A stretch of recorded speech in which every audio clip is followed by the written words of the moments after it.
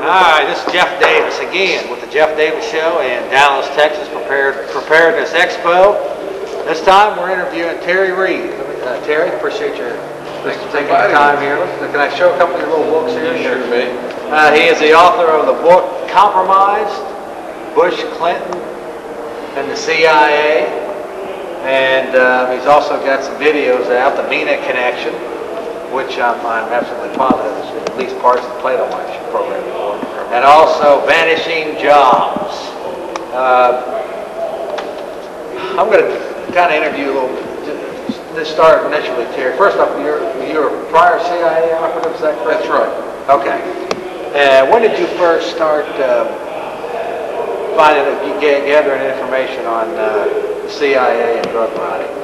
Well, actually, as I lived it, this wasn't a situation of investigating something from the outside, but actually being involved in a covert operation that included a drug pipeline, and discovering it, and then wrestling with what to do about it, and ultimately reporting it to my superior officers, and then realizing that they didn't want to hear this, and of course, instantly I was labeled a potential liability and persona non grata, and pretty much devoured by my own guys.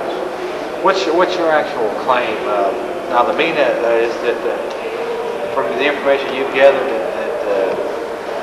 well, go ahead briefly into your story as far as what you discovered. I guess it's coming out of MENA, Arkansas. Yeah, my story really begins in Southeast Asia. If I'm touching that just briefly, worked over there in Air Force Intelligence as a young intelligence officer.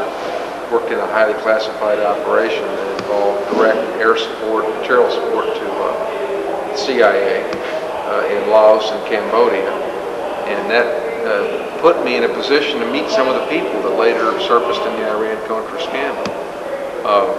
Those guys sort of track you through life. Once you audition well in uniform, sort of puts you in a position to be recruited for later operations as a civilian, and that's what happened to me. I got out of the military after 8 years of honorable service. Went into an industry that was full of KGB agents just by accident. That forced me or caused me to be recruited by the FBI's counterintelligence division. That led to me being introduced to Oliver North and the CIA back when North was a major, and back when no one knew who he really was. That put me in an interesting position to be briefed about the Reagan administration's efforts to bypass Congress and support the Contras. I was told that all this was going to be taking place in Mena, Arkansas, and being a former Vietnam veteran and a person who assisted the Cambodians and Laotians in fighting their war, I was asked to become a flight instructor in this operation in Mena. So I did that, and that put me in a real interesting position to observe then Governor Bill Clinton interacting with elements of the CIA that were in Arkansas. I want to just touch briefly on you're kind of onto this. I think some of your latest stuff you've been promoting is tied into this New World Order. Well,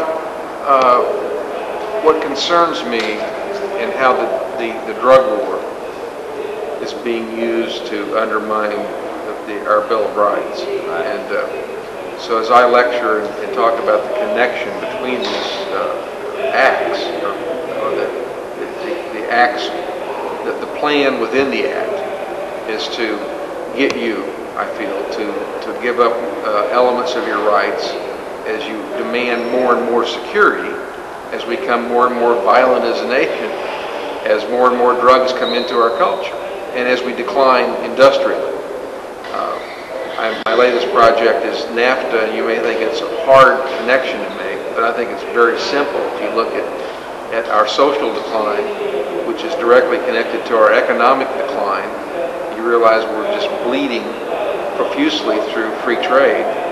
Trade deficits now with China that rival Japan, and our high-tech jobs are leaving this country.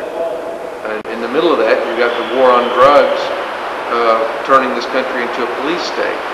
It's kind of like the slave masters actually bring in the drugs, knowing that a certain amount of population will succumb to it, and then they turn around and create a little chaos and the destruction of the Bill of Rights. Absolutely. Everything plays out into the hands of those who would like to turn America into a banana republic. I think there is a strategy as the world becomes one big socialistic global trading partner, a strategy to demote America's living standard and elevate the rest of the world at the same time. Multinational corporations are doing this. Ford Motor Company, their most automated engine factory in the world is in Chihuahua, Mexico. If you tour the Maquiladora zone between Mexico and Texas, as I have done, you'll be astounded to see not only the American corporations that are there with brand new facilities employing Mexicans, but then go look at the Asian competitors of those corporations who have likewise built new factories that take automation to another whole level. These are world-class facilities that employ robotics and lights-out technologies, it's called, mated with $2 or $4 a day labor, depending on whether you want skilled or unskilled people. American companies cannot compete against that. And so combining that with our open border policy in this trade policy, the flow of drugs has increased into the country. Yet, if you listen to the administration, the Clinton administration, what we need are more police on the streets to chase the Americans around that are up here as drug users. Well, I see a little hypocrisy in this whole thing. Terry, as we wind down, again, I thank you for this little interview with Jeff Davis' program up here. Did you have any closing statements you'd like to make?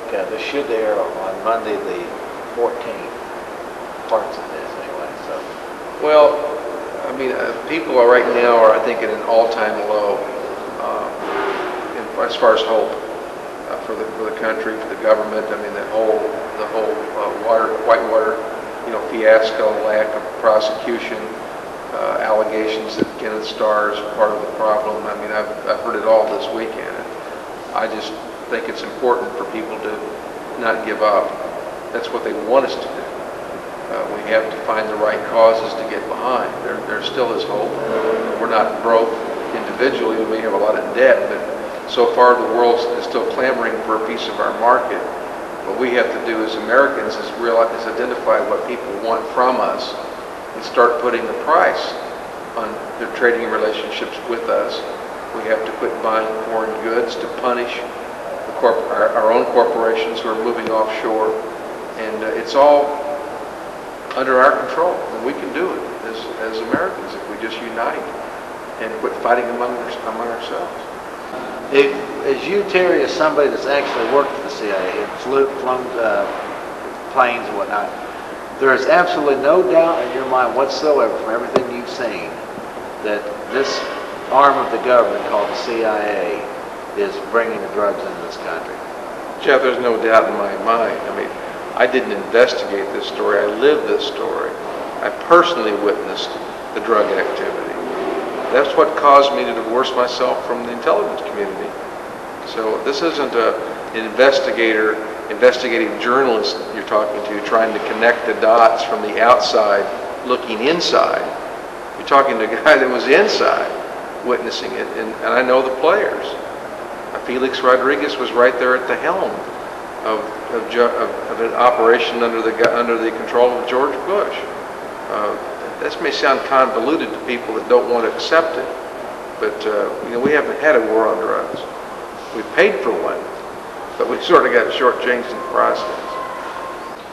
We've been talking to Terry Cook. He's the author of Compromised, Clinton, Bush, and the CIA, and he's also produced a couple of videos, at least here, the MENA Connection and Vanishing Jobs, America Under Siege. Once again, Terry Reed, I appreciate you. Thank you. Coming on the program here. Thanks for bringing me into your facilities here. This is quite a studio.